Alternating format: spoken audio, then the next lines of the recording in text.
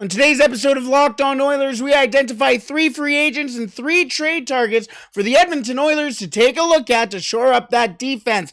Plus, could the steal of the NHL Draft fall to the Edmonton Oilers' lap in the first round? We shall talk about him. Plus, how did Devin Shore do this season in kind of a complicated season for him? All that and much more on today's episode of Locked On Oilers. You're Locked On Oilers, your daily podcast on the Edmonton Oilers. Part of the Locked On Podcast Network, your team every day. Hello and welcome back to Locked On Oilers podcast. I'm your host and former Oilers game day producer, Brett Holden. As I mentioned on today's episode, we take a look at 3 free agents, yes, free agents who the Edmonton Oilers can sign, who could shore up that back six, or back line, I should say, as, well, let's be real, the Edmonton Oilers really struggle defensively. So how could these 3 free agents, and we also identified 3 trade targets who could really help the Oilers defensively? We'll take a look at that in just a second. Plus, Luca Del Bel Belluz could fall to the Edmonton Oilers at number 29 in this year's draft, and he could be quite the steal for the Edmonton Oilers if the Oilers do cash in at that spot. And yes, Del Bel Belluz, what a name for the Mississauga Steelhead. And as well, Devon Shore's season report card is, well, let's be real, it wasn't too fantastic, but either way, we will go over that and much more on today's episode of Locked On Oilers. Thank you so much for taking the time to listen to Locked On Oilers and making it your first listen every day. We are free and available wherever you find your podcast. Plus, we are up on YouTube as well. Alrighty, let's start off with these defensemen. As well, the Oilers weren't very strong defensively last season, and you certainly saw it in the playoffs, as that was probably the detriment of the Edmonton Oilers, especially down the stretch where, Darnell Nurse, Evan Bouchard, and Duncan Keith were far from the Edmonton Oilers' best defensemen. In fact, they were probably the worst. And the fact that half of the defensemen were really, really bad during the playoffs isn't great. You normally have 1, maybe 2 defensemen that are struggling in the playoffs. The Oilers had 3. And again, you gotta credit Darnell Nurse, who played the entire playoffs with a torn hip flexor, which is a horrendous injury. And you can't skate on there. You can't put any power through that hip, and your hip is your central power for everything. So that is no fault really to Darnell Nurse. Really A+ effort for him. But either way, you're going to need players who can step into the lineup and give you great minutes. And the Edmonton Oilers, if you're going to take a look at a defensive defenseman, Tyson Barrie can't be that guy for the Oilers. So, who's on the market for the Edmonton Oilers to potentially take a scoop at and bring into the team that actually makes them a little bit better? Well, 3 free agents I've identified and 3 trade targets potentially the Edmonton Oilers could take a look at. So let's start with those free agents. The first one out of those names are, and he's coming from a rival team, so I apologize to any absolute Oiler homers out there, Nikita Zadorov. Yeah, that big mean guy from Calgary. I really like Nikita Zadorov's game. Let's be real. The kid just hits, and he is big and mean, and he's somebody you hate to play against, but somebody you want on your team. And Nikita Zadorov is a free agent this year. However, he did get paid, $3.75 million last year in his last contract. So a little bit too much for me, for somebody that would probably be playing middle pairing line, probably minutes, I should say, probably bottom pairing minutes. But the Edmonton Oilers do also play that 11-7 capability, or they have that capability to play 11-7. So might fit into their goals against per 60 minutes. both at 5-on-5 and in all situations, is just top of the league, or some of it. 2.09 goals against per 60 minutes in all situations, and a 1.95 at 5-on-5. Really helps shore up that defense, especially in your own end. And last year, 74 games played. Could you imagine 74 goals? 74 games played, 4 goals, 18 assists for 22 points. So he does also have a little bit of that, not necessarily offensive upside, but 18 assists is pretty impressive. That's more than Zach Kassian last year. Nikita Zadorov, one of those names. The second name, another name that the Edmonton Oilers played in the playoffs, but also a guy that could bring some experience to the team, and not named Duncan Keith, obviously. That's Alexander Edler. Now, I know a lot of people are going, experience? The guy hasn't won a cup. He's had a lot of experience with the Vancouver Canucks. That early 2010s Vancouver Canucks was a powerhouse. And Alexander Edler was one of those key components, key players on those young, strong Vancouver Canucks. And he was young at that point. Now he transitions into an older player. And I mean, if you're an Oilers fan, you know just how much of an issue the LA Kings were to the Edmonton Oilers. Plus, his experience is just so good. On top of that, he has a really good goals for per 60 minutes and goals against per 60 minutes as well in all situations, and at 5-on-5 as well. So not only is he going to bring you that experience, but he's still got it on the ice. In 41 games, 3 goals, 16 assists, so 19 points. Again, he brings it all in all situations, but you're not going to lean on a guy like Alexander Edler to get you points, right? But if he's going to chip in, and he has the capability to do so in all situations and at 5-on-5, I'm not going to say no, are ya? Next. Now, this name, a lot of people aren't going to like. And I understand why. But what the guy does with the puck and offensively could be a very solid replacement for Tyson Barrie, who will get traded. That guy is PK Subban. I know. I already hear it. I remember a couple years ago when he was still in Montreal, and the trade rumors were the Edmonton Oilers, they might send Leon Draisaitl to Montreal for him. Obviously didn't happen.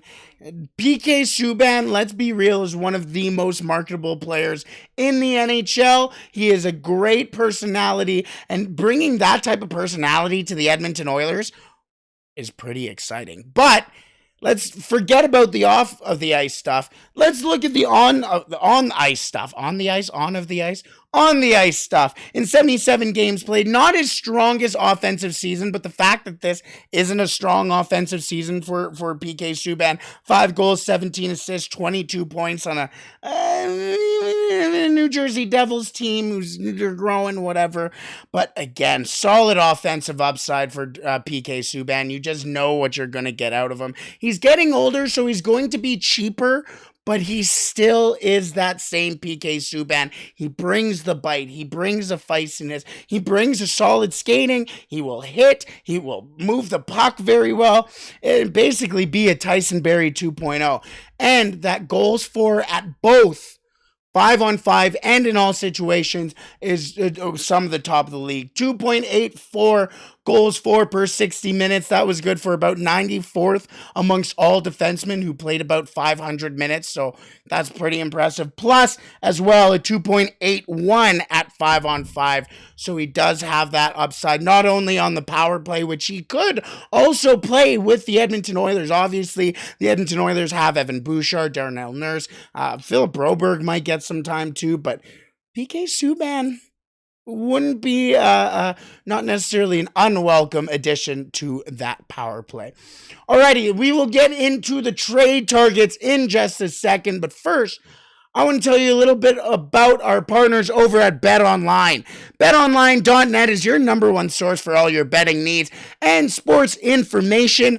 Find the latest sports developments, league reviews, and news, including this year's NHL playoffs, which unfortunately are done. But I was taking a look at next year's Stanley Cup odds on BetOnline, and the Edmonton Oilers have the 10th best odds amongst all the NHL to win the Stanley Cup at plus 2,000. Now, the interesting thing is as well, there we go, is they have the third best odds to win for a Canadian team. Yeah, third best, behind the Toronto Maple Leafs and the Calgary Flames. Yeah, get mad, Oil Country. Plus, as well, if you didn't know, the Hanshin Tigers are also 113 favorites to beat the Yokohama Bay Stars in the Japanese baseball league as well. So you can take a look at literally any sport on BetOnline. Yes, I just pulled up Japanese baseball betting odds on BetOnline, so you're welcome. BetOnline is your continued source for all your sporting wagering information, including live betting, esports, and much more. And as well, BetOnline remains the best spot for all your sports scores, podcasts, and news this season. BetOnline.net is the fastest and easiest way to check in on all your favorite sports and events, including MMA, boxing, and golf. Do you guys hear Adrian Peterson is going to be in a boxing match as well? I forget who he's facing, but another former NFL running back as well. So I'm sure BetOnline is going to have those odds as well. Head to the website today or use your mobile device to learn more about the trends and action. BetOnline, where the game starts. Alrighty, let's move into the trade options for the Edmonton Oilers defensively. As well, two of them are from the same team. One is on the upper end of the defensive position, I guess, and one is a little bit more of a role player, and the other one, I have a feeling a lot of people aren't going to like it, but I'll explain it away. I'm sure a lot of people are going, oh, he's still stupid. Whatever. But the first name for the Edmonton Oilers to potentially take a look at defensively is Matthew Dumba. Okay, now, again, Matt Dumba made $6 million, or is making $6 million next year. The Edmonton Oilers currently, where they're at right now with, Mike Smith hasn't retired, Duncan Keith hasn't said anything, no trades have been announced, so Tyson Barrie's contract is still on, Zach Kassian's still on, there's no cap relief yet for the Edmonton Oilers, so they're still sitting at about $7 million in cap space, so that would take up a lot of the cap if you trade for Matt Dumba, unless Minnesota retains, which is a possibility. Or, also in that trade is a guy like a Tyson Barrie, who you basically get a salary out, salary in type situation. Not too bad. Or a guy like Tyson Barrie has been traded, so you get, there's a lot of situations where the Edmonton Oilers could afford a guy like Matt Dumba, and there has been some talk that the Edmonton Oilers might, and this isn't the number one thing that the Edmonton Oilers need, but there has been a little bit of talk that the Edmonton Oilers might take a look at a higher end defenseman. Jacob Chychrun, the Oilers have been in not necessarily talks. I don't want it to sound like it's something imminent, and Kenny Holland has been on the phone and blah, blah. But it sounds like that would be something that the Edmonton Oilers are interested in. Matt Dumba has been a player that, for some reason, Wild fans have kind of tried to push out for a couple of years. The kid has leadership. His offensive upside is bar none. In all situations, he had a 3.14 goals for per 60 minutes, which is like upper echelon through all defensemen in the league. And at 5-on-5 at goals against per 60 minutes, a 2.54, also in the upper echelon. So he's not necessarily going to be playing those minutes on the penalty kills, so his 5-on-5 goals against per 60 is very solid. And the Edmonton Oilers could use Matt Dumba on the power play, so him being a 3.14 in all situations is very welcoming for a lot of people. Last season, 57 games played, a little bit of an injury-riddled season, a little bit here and there. 7 goals, 20 assists, 27 points. Pretty solid numbers, the highest so far of any of these players that we've mentioned so far for the Edmonton Oilers to take a look at. So, again, and a guy who's been a leader, he's feisty, he's mean, and could you imagine him playing? Plus, he's from around this area, I'm pretty sure as well. If I'm not mistaken, he's from, at least from Alberta, if I'm not mistaken as well. Matthew Dumba, very solid potential addition for the Edmonton Oilers. Another Minnesota defenseman that I think the Edmonton Oilers could take a look at, and he was traded to the Minnesota Wild at the trade deadline from San Jose. This is Jacob Middleton. Now, some people may not necessarily be too familiar with the name, as he was, I don't want to say buried in the San Jose team. That's just kind of, but a very coveted guy at the trade deadline, and you understand why. He is mean, he's tough, his goals against per 60 at in all situations is top notch, and as well at 5-on-5 is top notch, a 2.29 goals against per 60 at 5-on-5 and a 2.53 at in all situations. I mean, and plus it goes for per 60 minutes, a 2.51. So that is almost pretty solid. He's cheap at $725,000 per year. That's how much he made. $725,000 per year last year. And in 66 games played, 4 goals, 10 assists, 14 points. A bottom end type of defenseman. He's going to be cheap, but he's very solid in basically any situation you throw him in. Going to be cheap, but he is an RFA, so that is going to maybe affect the price here or there. That's why I say he could be a trade target for the Edmonton Oilers. The final name that I think the Edmonton Oilers could take a look at for a trade target would be Toronto's Justin Hall. Yes, I know. A lot of people do not like Justin Hall. In fact, Steve Simmons straight up said to Sheldon Keefe, he said, "Why is your worst defenseman still playing in games like this in the playoffs?" And he goes, "Well, who's our worst defenseman?" "Oh, well, Justin Hall." But Sheldon Keefe, like he said, "Well, that's your opinion, isn't it, Steve?" Well, that is his opinion. And, well, a lot of people around hockey would agree with Sheldon Keefe that Justin Hall isn't necessarily the worst defenseman in the league. In fact, if you take a look at his offensive numbers, he is very solid at 5-on-5 and in all situations. As we go back to that goals for per 60 minutes stat, as goals for per 60 minutes at 5-on-5 is at a 3, and at in all situations at a 3.14, which is at the exact same pace as Matt Dumba. Decent.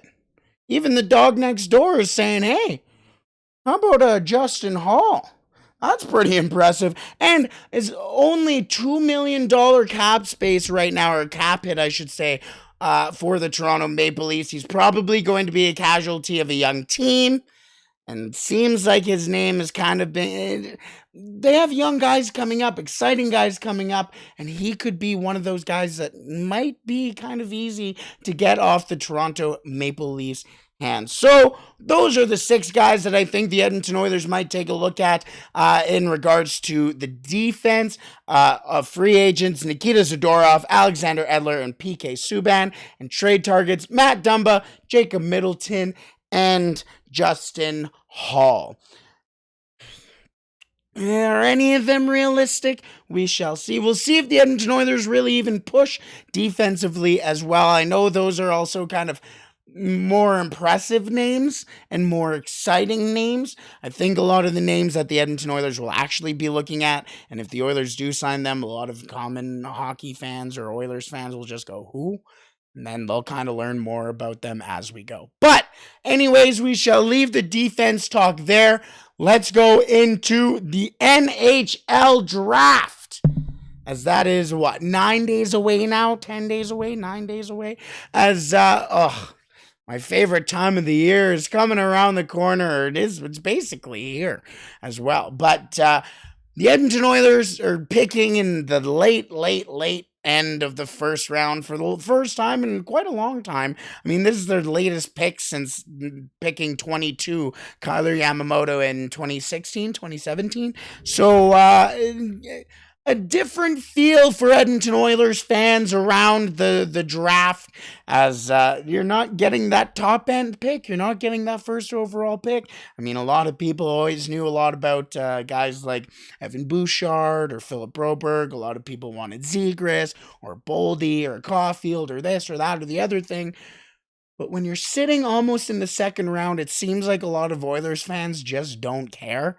So that's why I'm bringing you exciting names like this one today, and that's Luca Del Bel Belluz. Yes, you heard that right. Luca Del Bel Belluz. He plays for the Mississauga Steelheads, and I am telling you, this kid is exciting. Jagger Firkus is exciting for his offensive upside.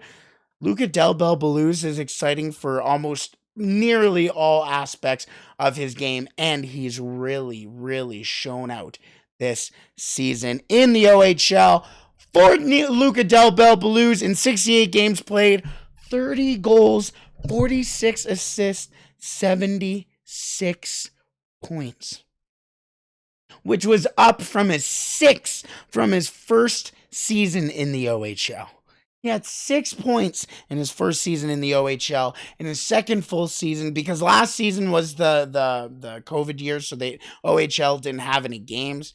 So this season, 76 points, an entire 70-point jump from his previous season. The kid is pesky to play against. His size is apparent. He's kind of a limbering type player, but he can play the penalty kill. He can run a power play. He's a smart shooter as well. Man, can the kid shoot. He almost has Corey Pronman of The Athletic, who does a fantastic job when it comes to prospects. He has his shot as an above NHL level right now. That's an impressive shot. And he's used that to his advantage for 30 goals in his, 17-year-old season? He was 17 years old last season, going into his 18-year-old season, going into his draft year. And his shot's only going to get better. He protects the puck well. He is so tough to get the puck off of. And he's a 200-foot player. Like, the kid has vision and is smart with the puck, but he's very smart in his own end as well. Like I said, a full 200-foot player. He goes into the dirty areas. He finds the puck, gets the puck to his teammates, and gets open for his teammates as well. He's really good in tight areas. And like I already mentioned, his vision is great, so he can really pass the puck and get the puck to his teammates when it seems like he can't. And that is very evident by his 46 assists. Yeah, 46 assists. Now I know I've gushed over him, so I make him sound like a top 10 pick. But why is he falling down so much? Why are not falling down, I shouldn't say, because his draft stock has risen recently. But why is he sitting in the late 20s? His skating. His skating isn't fantastic. Like I mentioned, he is kind of a longer kid, so he kind of limbers around. The good thing about his skating is that he's pretty decent on his crossovers, which actually helps with his speed a little bit. Plus, skating is something that you can work on in the NHL. Plus, I wish he had a little bit more urgency. I know he said he's pesky, but I wish he just got on his horse a little bit. That could come with the fact that he's not the best skater right now, so maybe he's not necessarily confident in taking himself out of a play in some urgent play and costing a goal the other way.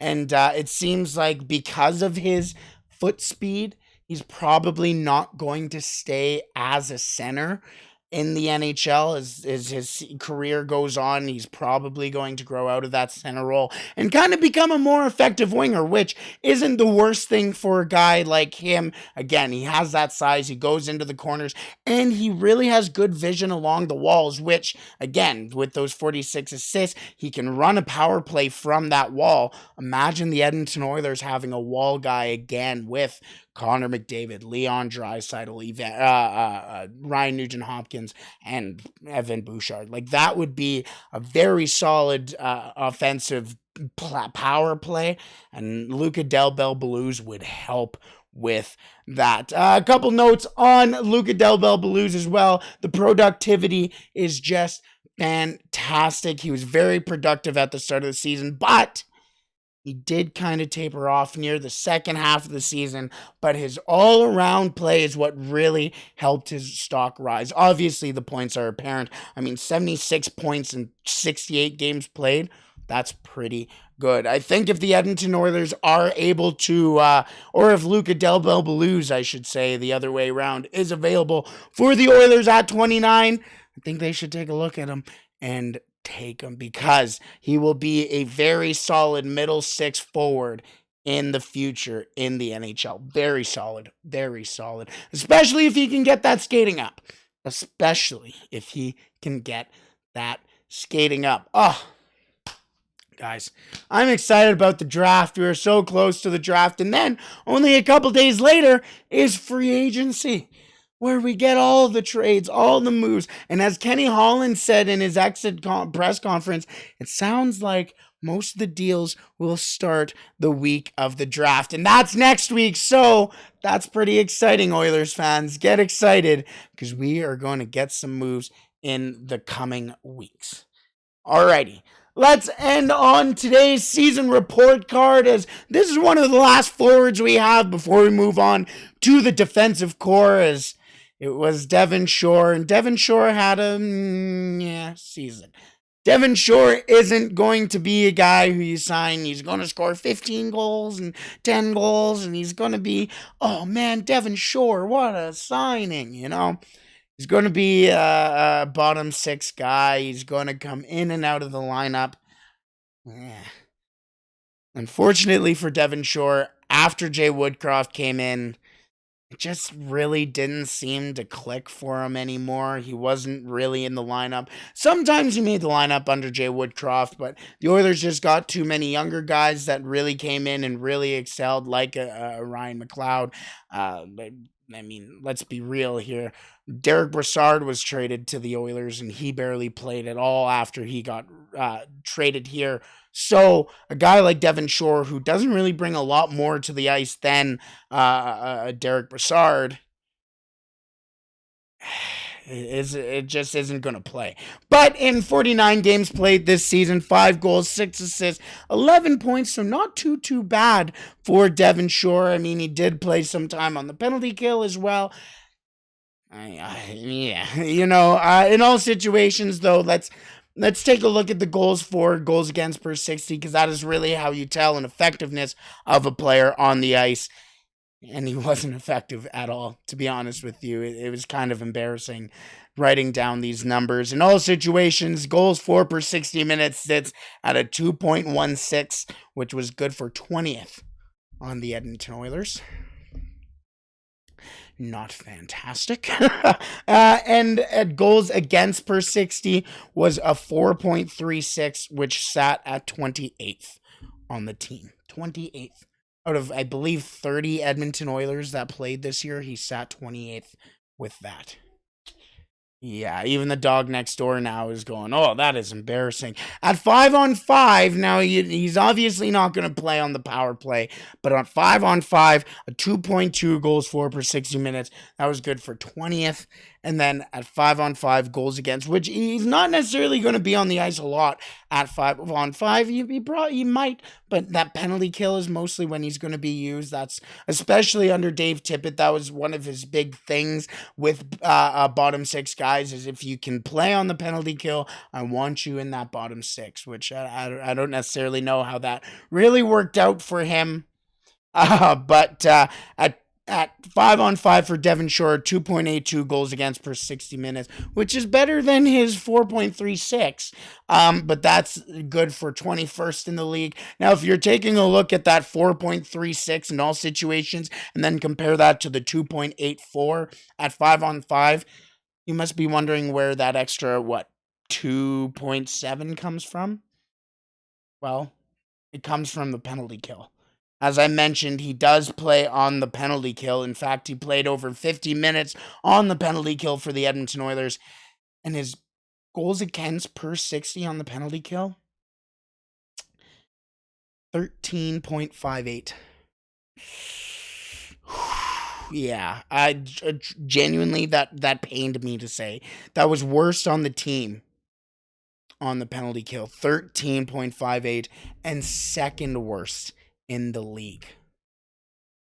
Yeah, so really ineffective on the penalty kill, really ineffective at 5-on-5, ineffective in all situations. Devon Shore, you got 11 points, so I'll give you a C-. It wasn't fantastic, but you weren't brought in to be Connor McDavid, so I'll give you a slack on that.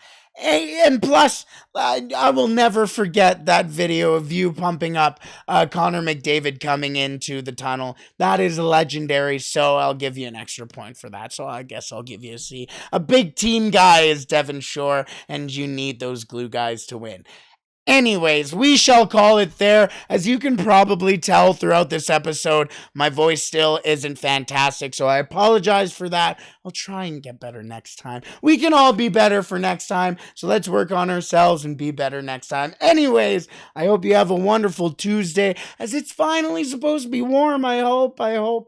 As I say that, it got cloudy yesterday as well. So, thank you again for making Locked On Oilers your first listen every day. We are free and available wherever you find your podcast. We will be back tomorrow with another draft profile, and this one might be a little exciting because this one is a name that a lot of people have been bringing up, and he's been bursting up in his draft stock. He's a pretty exciting name. That's Kevin Korchinski. So we will talk about him and so much more on tomorrow's episode of Locked On Oilers. But for now, I hope you have a wonderful day. Stay safe and don't do anything I wouldn't do.